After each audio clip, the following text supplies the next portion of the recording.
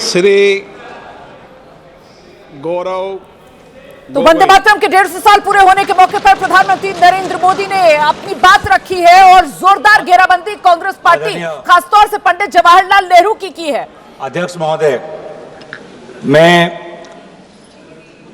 वंदे मातरम के 150वीं जयंती पर इस महत्वपूर्ण चर्चा में भाग लेने के लिए खड़ा हूं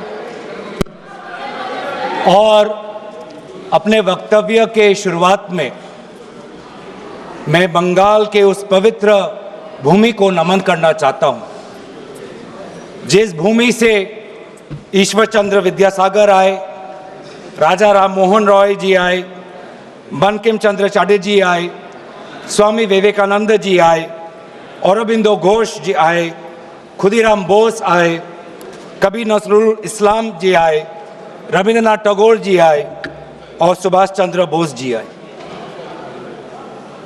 वाकई में बंगाल की इस पवित्र भूमि में एक अद्भुत ताकत है जिस भूमि ने हमारे देश को ना सिर्फ हमारा राष्ट्रगान दिया लेकिन राष्ट्रगान के साथ हमें राष्ट्रगीत भी दिया।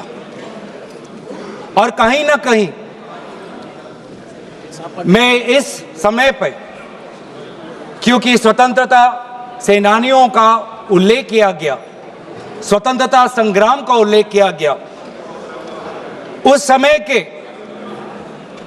कवि लेखक जिन्होंने ऐसे शब्दों का प्रयोग किया, ऐसे कविताएं रची, ऐसे गीत रची, जिन गीतों के साथ, जिन शब्दों के प्रेरणाओं के साथ लाखों के तादाद पर स्वतंत्रता सेनानियों ने अंग्रेजों का जुल्म सहने की ताकत मिली।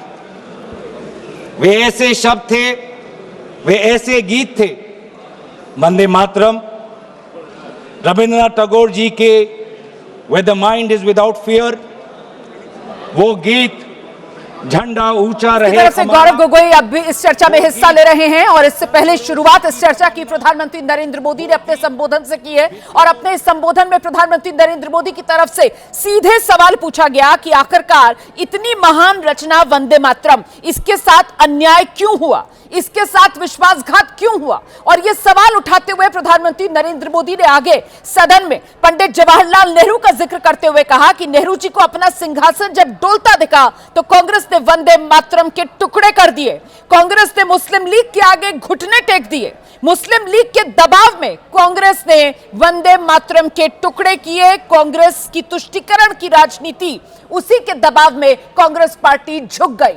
जोरदार हमला कांग्रेस पार्टी पर बोला। कटघरे में इतिहास के पन्नों को पलटते हुए और बाकायदा उस चिट्ठी का जिक्र करते हुए जो तब पंडित जवाहरलाल नेहरू ने लिखी थी और उसको कोट करते हुए कि पंडित जवाहरलाल नेहरू ने अपनी चिट्ठी में लिखा, मैंने वंदे मातरम का बैकग्राउंड पढ़ा है और मुझे लगता है इस बैकग्राउंड से मुसलमान भड़क जाएंगे। और उसके बाद प्रधानमंत्री नरेंद्र मोदी ने बताया कैसे तुष्टीकरण की राजनीति के चलते कांग्रेस ने वंदे मातरम के साथ अन्याय किया। आज भी कांग्रेस बहुत बदली नहीं है, ये जिक्र करते हुए प्रधानमंत्री नरेंद्र मोदी ने जोरदार हमला कांग्रेस पार्टी पर बोला है। बड़ी खबर मैं आपको बता दूं, इंडिगो संकट का जो मुद्दा है वो संसद में उठा है। राज्यसभा में कांग्रेस ने इंडिगो संकट का मुद्दा आज उठाया। कांग्रेस सांसद प्रमोद तिवारी ने सरकार को कटघरे में खड़ा किया, इंडिगो संकट का मुद्दा उठाया है राज्यसभा में प्रमोद तिवारी ने। इससे पहले लोकसभा में भी गौरव गोगोई की तरफ से सरकार के सामने प्रश्न रखा गया था इंडिगो के मुद्दे को लेकर, जिस पर लोकसभा अध्यक्ष ने कहा कि संबंधित मंत्री जो हैं वो आज या फिर कल तक इस मामले को लेकर विस्तृत स्टेटमेंट दे देंगे। और साथ ही अब खबर ये आ रही है कि राज्यसभा में भी कांग्रेस ने इंडिगो संकट का मुद्दा उठाया है। इंडिगो संकट का 6वां दिन है और आज भी इंडिगो की जो फ्लाइट्स हैं वो कैंसिल करनी पड़ रही हैं। आज भी इंडिगो एयरलाइंस सुचारू रूप से नहीं चल पा रही। इसी को लेकर कांग्रेस सांसद प्रमोद तिवारी ने राज्यसभा में क्या कहा, सुनिए।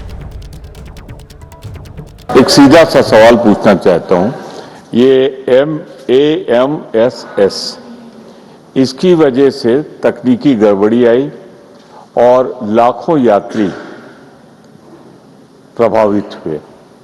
मैं कल दिल्ली आया था एयरपोर्ट पे, तो वहां भी काफी बड़ी संख्या में लोग प्रभावित थे। तो ये जो इंडिगो का डिफेक्ट आया था, क्या ये एएमएसएस का था? अगर एएमएसएस का नहीं था तो क्या था, कृपया बताने की कृपा करें। तो सुना आपने किस तरीके से सवालों के जरिए कांग्रेस की तरफ से राज्यसभा में सरकार की घेराबंदी इंडिगो संकट को लेकर की गई है। इंडिगो संकट पर राज्यसभा में सरकार ने जवाब भी दिया है। संकट के लिए इंडिगो एयरलाइन जिम्मेदार, ये उड्डयन मंत्री ने राज्यसभा में कहा है। इंडिगो के सिस्टम में खामी हुई है और उसी वजह से यह परेशानी हुई है। उड्डयन मंत्री का राज्यसभा में जवाब। क्राइसिस अभी देखने को मिला वो एएमएसएस से रिलेटेड नहीं है। इंडिगो के इंटरनल ऑपरेशंस में उनके जो क्रू रोस्टरिंग सिस्टम है, उनका जो अपना इंटरनल प्लानिंग है, उसमें गड़बड़ी के कारण ये सब हुआ है।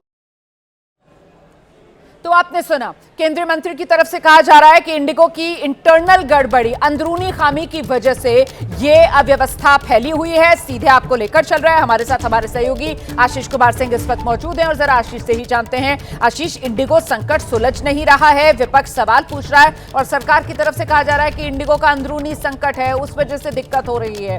अब इस जवाब से कौन और कितना संतुष्ट होगा, ये अपने आप में एक नया सवाल खड़ा कर रहा है। आशीष जी हाँ, बिल्कुल आप ठीक कह रही हैं और विपक्ष संतुष्ट नहीं है। तमाम सांसद, अभी मैं अंदर पार्लियामेंट से ही आया हूँ, जो राज्यसभा से बाहर निकले थे सांसद, उनका ये कहना था कि ठीक है, सिविल एविएशन मिनिस्टर ये बात ज़रूर कह रहे हैं कि कोई अंदरूनी दिक्कत है इंडिगो की, लेकिन इस बात का जवाब कौन देगा कि कहीं ऐसा तो नहीं जिस बात की शंका जताई जा रही थी रोमाना कि ये जानबूझकर के दिक्कत पैदा की गई। क्या इंडिगो ने जानबूझकर के सरकार की बाहें मरोड़ी?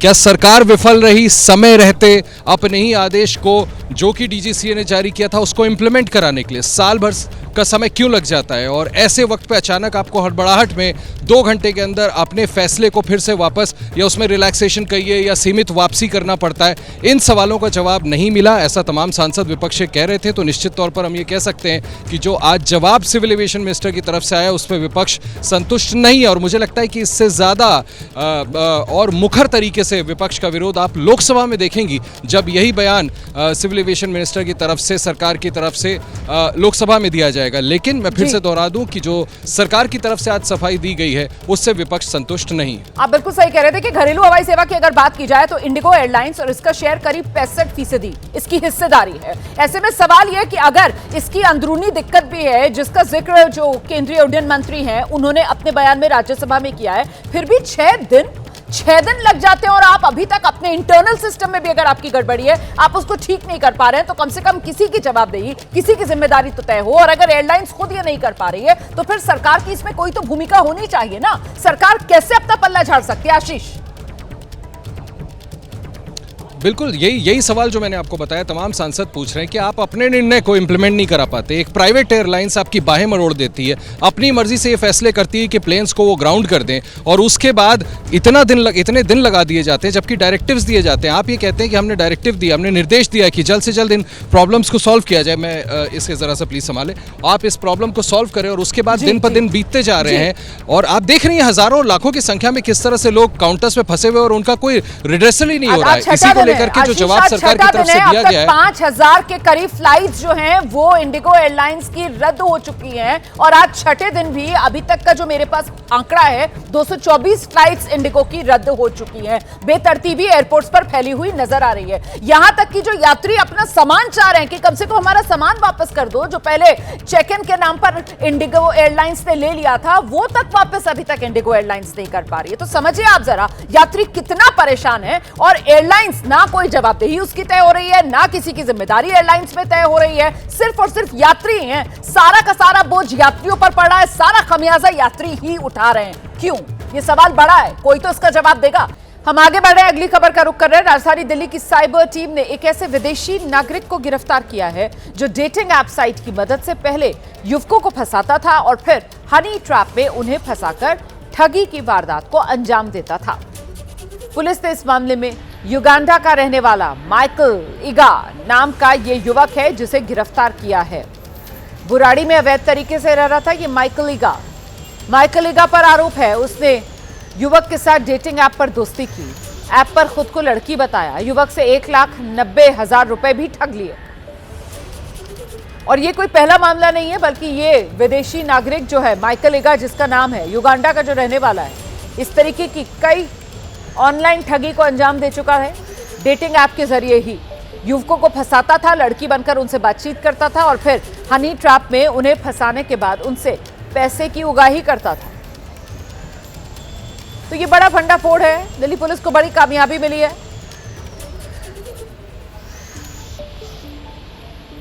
राजधानी दिल्ली की साइबर टीम ने विदेशी नागरिक को गिरफ्तार किया है। बुराड़ी इलाके से माइकल ईगा को गिरफ्तार किया गया। डेटिंग ऐप साइट की मदद से ये युवकों को बहला फुसलाकर फंसाता था, हनी ट्रैप में उन्हें फंसा देता था और फिर तो बस उनसे पैसे की वसूली करता रहता था। लड़की बनकर इसने एक युवक से अभी हाल ही में 1,90,000 रुपए ठगे। 14 से ज्यादा इसी तरीके की ठगी के मामलों में ये शामिल था।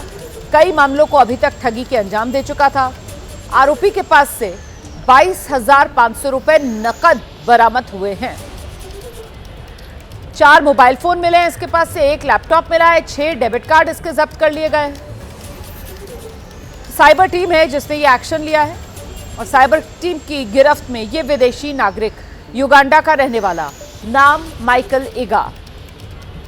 तो पर्दाफाश कैसे हुआ है, कैसे ये ठग पुलिस की गिरफ्त में आया? दरअसल पुलिस ने विदेशी नागरिक को जो गिरफ्तार किया है, युगांडा का रहने वाला ये माइकल ईगा, बुराड़ी इलाके से इसे गिरफ्तार किया गया है। लड़की बनकर एक युवक से इसने 1,90,000 रुपए ठगे थे।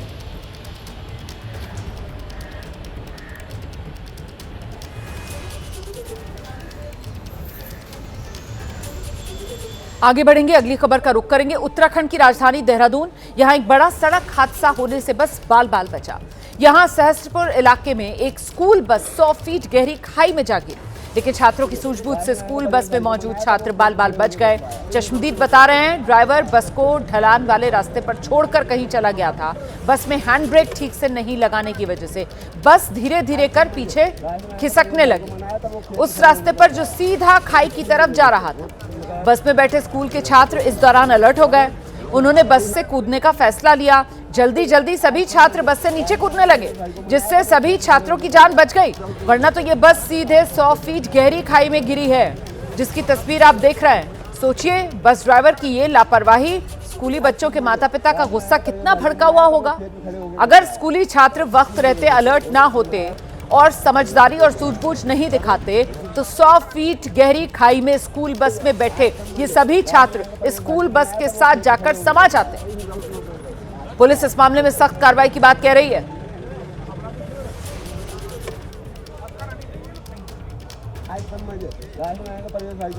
अगली खबर बिहार की राजधानी पटना से है। नई सरकार के गठन के बाद यहां ऑपरेशन बुलडोजर लगातार चल रहा है। बिहार में कई जगह सड़कों पर अतिक्रमण करने वाले लोगों के खिलाफ प्रशासन जबरदस्त कार्रवाई कर रहा है।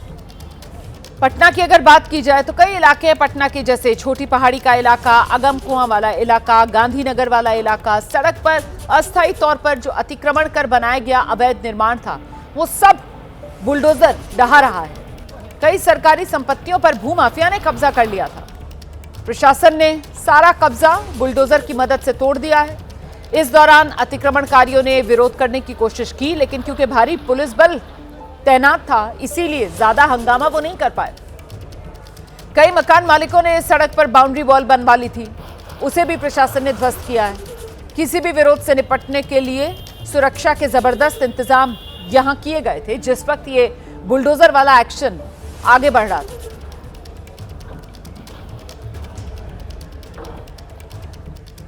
अगली खबर गुजरात के कच्छ से है। सुबह सुबह मेगा डिमोलिशन अभियान कच्छ में चलाया गया है। इसके तहत जो कांडला इलाका है, वहां मौजूद मीठा पोर्ट पर बड़े पैमाने पर अवैध अतिक्रमण को जेसीबी और दूसरी भारी भरकम मशीन की मदद से हटा दिया गया। यह अतिक्रमण हटाओ अभियान दीनदयाल पोर्ट अथॉरिटी के अधिकारियों की निगरानी में अंजाम दिया गया। तस्वीरें आपके सामने हैं, कैसे पुलिस के अधिकारियों के साथ पोर्ट अथॉरिटी के अधिकारी भी मौके पर मौजूद थे। अवैध अतिक्रमण हटाया गया। इस कार्रवाई में पुलिस और दूसरे विभाग के 40 अधिकारी और करीब 500 कर्मचारी मौजूद रहे। इन्होंने 4000 से 5000 की आबादी वाले इस पूरे इलाके में जो अवैध निर्माण था उसे जमींदोज कर दिया है।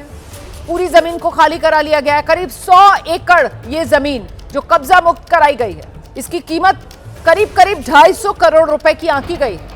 इस इलाके में अवैध कब्जा करने वाले लोग कई अपराधों में शामिल थे। इसी को देखते हुए बड़े पैमाने पर यह कार्रवाई की गई। इस मेगा ऑपरेशन में लगभग 20 JCB machines, 20 Hitachi, 40 loader, 40 dumper, 100 tractors का इस्तेमाल हुआ।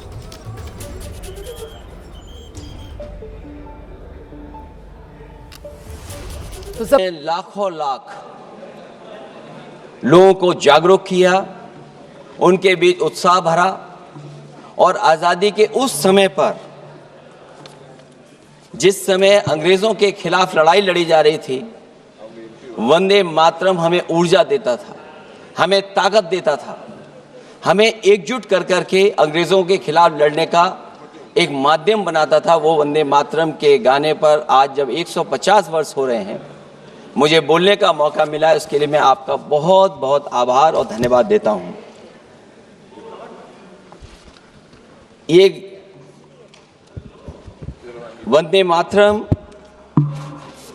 जिस तरह के हमारे पूर्व में कांग्रेस पार्टी के नेता गौरव गोगोई ने जो बात रखी, उस भावना से जुड़ता हुआ और वंदे मातरम की भावना से जुड़ता हुआ जिस समय कलकत्ता के कांग्रेस के अधिवेशन में रविन्द्रनाथ टैगोर जी ने गीत गाया, उसके बाद लोकप्रियता इसकी आम लोगों के बीच पहुंच गई। और जब कभी भी लोगों को अंग्रेजों के खिलाफ लड़ना होता था, तो यही वंदे मातरम का नारा दे करके लोगों को जोड़ने का काम करते थे। हमारा कोई भी आंदोलन रहा हो, स्वदेशी आंदोलन रहा हो, उसमें भी हम लोग इसी नारे के साथ चले। वंदे मातरम को लेकर के हम लोग इतना देश को एकजुट कर दिए कि अंग्रेज घबराने लगे। और जब अंग्रेज घबराने लगे तो जहां कहीं भी वो देखते थे कि ये नारा लग रहा है, वहां पर देशद्रोही का कानून लगाकर लोगों को जेल भेज देते। ये भी इतिहास है कि जिस समय बंगाल में बच्चों ने गाना गाया, इस गीत को अपने क्लासरूम में गाया, उस समय भी अंग्रेजों ने उनके खिलाफ मुकदमा लगा के उन्हें जेल भेजने का काम किया। ये वंदे मातरम अंग्रेजों ने बैन भी कर दिया। 1905 से लेकर के 1908 तक बैन कर दिया गया। और बैन के बाद भी लोग माने नहीं, हमारे क्रांतिकारी लोग माने नहीं, और वंदे मातरम को हमेशा उन्होंने अपने दिल और दिमाग में रखा और जनता के बीच में इस आंदोलन को आगे बढ़ाते रहे। सभापति महोदय, जो हमारे सत्ता पक्ष के लोग हैं, वो हर चीज को ओन करना चाहते हैं। ये 150वें वर्ष में जब हम वंदे मातरम याद कर रहे हैं, बंकिम चंद्र चट्टोपाध्याय जी को हम याद कर रहे हैं कि उन्होंने इतना महान गीत हमें दिया है। सत्ता पक्ष के लोग समय समय पर हमें देखने को मिलता है कि जो महापुरुष उनके नहीं हैं या जो चीज उनकी अच्छी नहीं है, उनको वो ओन करना चाहते हैं। 150वें वर्ष वंदे मातरम, मैं अभी वो बात कहूंगा और मैं बात कहूंगा और हमारे मंत्री जी उसका जवाब देना। सभापति महोदय, क्योंकि ये बात ओन करने की आ रही, अपनाने की बात आ रही, तो मैं सभापति महोदय, मैं अपने सत्ता पक्ष के लोगों को याद दिलाना चाहता हूं। सत्ता पक्ष के लोगों की जो पार्टी आज है, भारतीय जनता पार्टी, जिस समय गठन हो रहा था, हमारे मुंबई और महाराष्ट्र के लोग जानते होंगे कि जिस समय गठन की चर्चा थी, उस समय आपके जो अध्यक्ष चुने गए थे, उनको जो भाषण देना है उस पर भी बहस चल रही थी। और बहस इस बात की थी कि भारतीय जनता पार्टी सेकुलर रास्ते पे जाएगी, सोशलिस्ट रास्ते पे जाएगी कि नहीं जाएगी। तमाम विरोध के बाद भी उस समय के उनके राष्ट्रीय अध्यक्ष जो चुने गए थे, उन्होंने वही रास्ता अपनाया अपने भाषण में। समाजवादी आंदोलन, समाजवादी विचारधारा और सेकुलर रास्ता अपनाया। और वही नहीं, जो उनका मंच था, उसमें जयप्रकाश जी की तस्वीर लगा करके भी उन्होंने लोगों को ये भ्रम फैलाने की कोशिश की कि जेपी के रास्ते पर भारतीय जनता पार्टी चलेगी। बताएं माननीय मंत्री जी, आप कितने सेकुलर हैं आज, कितने सोशलिस्ट हैं आज? अभी गौरव गोगोई जी ने ठीक कहा, इंडिगो का हवाई जहाज उड़ नहीं रहे हैं, उड़ नहीं रहे कि उड़ाए नहीं जा रहे हैं? उड़ाए नहीं जा रहे। और क्या बात कही गई थी कि गरीब भी उसमें चल सकेगा। इसलिए सभापति महोदय, मैं बात दूसरी तरफ नहीं ले जाना चाहता हूं। वंदे मातरम सिर्फ गाने के लिए नहीं है, निभाने के लिए भी होना चाहिए। सभापति महोदय, आज हम आकलन करें, पीछे मुड़ करके देखें कि हम इस वंदे मातरम को कितना निभा रहे हैं। जिस वंदे मातरम ने आजादी के आंदोलन में सबको जोड़ा, आज के दरारवादी लोग उसी से देश को तोड़ना चाहते हैं। ऐसे लोगों ने, सभापति महोदय, ऐसे लोगों ने पहले भी देश के साथ दगा किया और आज भी कर रहे हैं। ये चर्चा तो जोड़ने का काम करेगी ना अखिलेश जी, क्योंकि आज वंदे मातरम की चर्चा, वही मैं कह रहा हूं, वंदे मातरम में जोड़ने का ही काम करेगी। वंदे मातरम कोई दिखावा नहीं है, ना ही राजनीति का विषय है। क्योंकि सभापति महोदय, हम जब ये इनके विचारों से, इनके भाषणों से जब बाहर सुनते हैं तो ऐसा लगता है कि वंदे मातरम इन्हीं का बनवाया हुआ गाना है।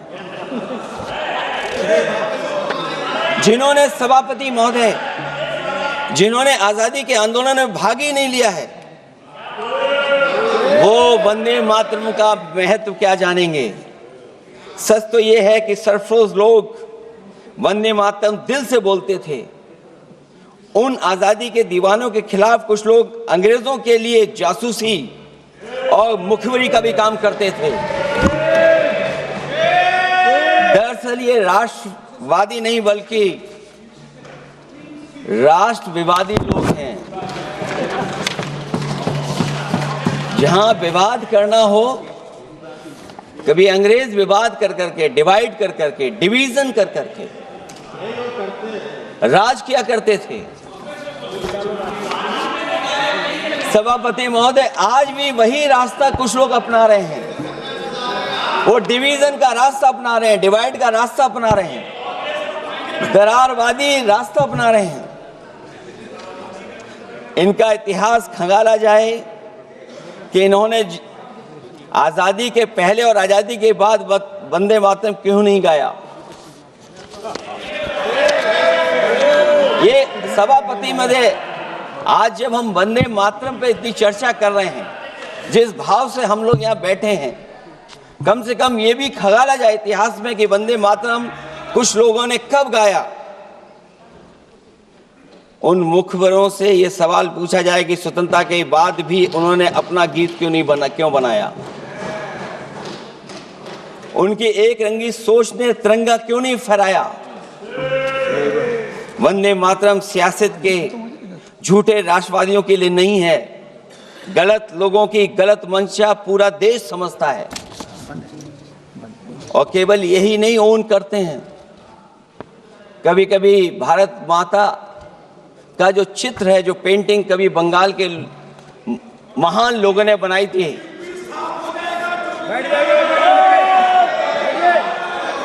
सभापति महोदय इनको देख लीजिए, और फिर बैठ जाओ। सभापति महोदय, राजभर जी आप बैठिए, आपके नेता सभापति महोदय, वंदे मातरम का भाव ये भी था कि कम्युनल पॉलिटिक्स नहीं चलेगी, और कम से कम हमारे उत्तर प्रदेश के साथियों ने कम्युनल पॉलिटिक्स को अंत किया है वहां पर जहां से कभी इन्होंने शुरू की थी। और सभापति महोदय, वंदे मातरम एक भाव के रूप में हमारे अंदर बसा है। चाहे उसके शब्द ना याद हों, चाहे अर्थ ना मालूम हो, चाहे पूरा याद ना हो, उस सच्चे भारतीय के अंदर देश प्रेम की भावना जगाने के लिए इसके दो शब्द ही काफी हैं। जो सच में देश की एकता और अखंडता चाहते हैं, जो भाईचारे को बुनियाद मानते हैं, उनके लिए दो शब्द भी पर्याप्त हैं जो इस वंदे मातरम से हमें मिलते हैं।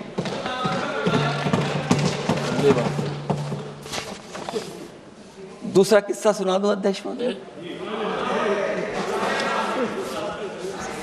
सभापति महोदय, इनका इतिहास खंगाल लीजिए, पूरा निकाल लीजिए। चुनावी सभाओं में कभी बाबा साहब भीमराव अंबेडकर जी की तस्वीर ये लोग नहीं लगाते थे। ये बात अगर सही हो तो बता दो। और ये तस्वीर कब लगाना शुरू किए? इनका एक सहयोगी साथी संगठन, जिस समय समाजवादी पार्टी और बहुजन समाज पार्टी ने मिलकर के इन्हें उत्तर प्रदेश में हरा दिया था, उसी दिन के बाद से बाबा साहब भीमराव अंबेडकर की प्रतिमा और तस्वीर लगाने लगे।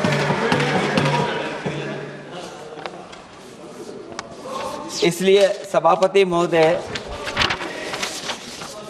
ये वंदे मातरम केवल गीत नहीं है, गीत के साथ साथ आज हमें ऊर्जा भी देता है। उस समय क्रांतिकारियों को ऊर्जा मिलती थी, एकजुटता का नारा था, हम साथ लेकर के चल रहे थे सबको, और देश के सभी लोगों ने जाति धर्म को भुला करके एक साथ मिलकर के वंदे मातरम के सहारे अंग्रेजों को भगाने का लगातार कोशिश की। और अंतर्गता परिणाम ये हुआ कि जब देश जागा, वंदे मातरम के साथ साथ जय हिंद का नारा, इंकलाब जिंदाबाद का नारा लगा करके अंग्रेजों को इस देश से भगाने का काम किया। आज सभापति महोदय, जब हम चर्चा कर रहे हैं, हम कैसा देश बनाना चाहते थे और किस दिशा में हम लोग देश को ले जा रहे हैं।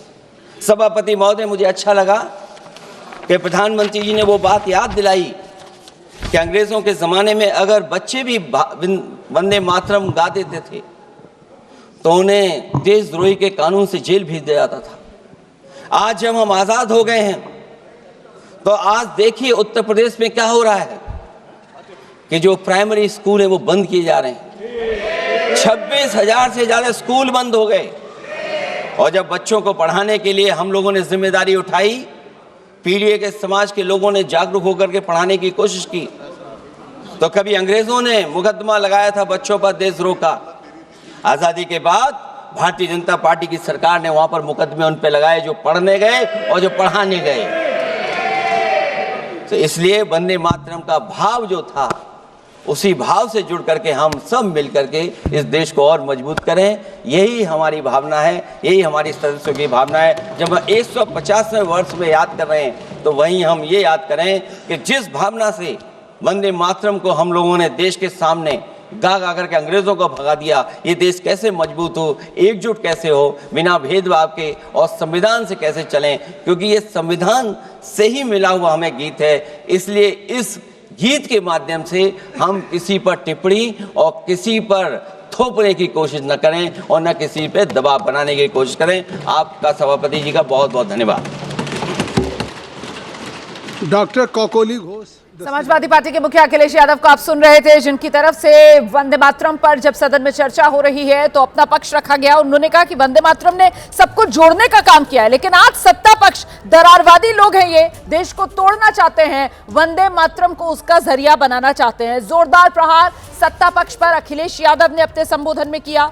अखिलेश यादव ने ये कहते हुए अपनी बात की शुरुआत की कि सत्ता पक्ष हर चीज को ओन करना चाहता है, सत्ता पक्ष हर चीज को अपना बनाना चाहता है, जिससे इनका कोई लेना देना नहीं है, उस चीज को भी ये अपना बनाना चाहते हैं। अखिलेश यादव की तरफ से कहा गया कि जब आजादी का आंदोलन था और जो आजादी के मतवाले हैं वो वंदे मातरम का जयकारा कर रहे थे, उस समय सत्ता पक्ष के लोग अंग्रेजों के लिए मुखबरी कर रहे थे। ये कहते हुए जोरदार प्रहार सत्ता पक्ष पर अखिलेश यादव ने साधा है।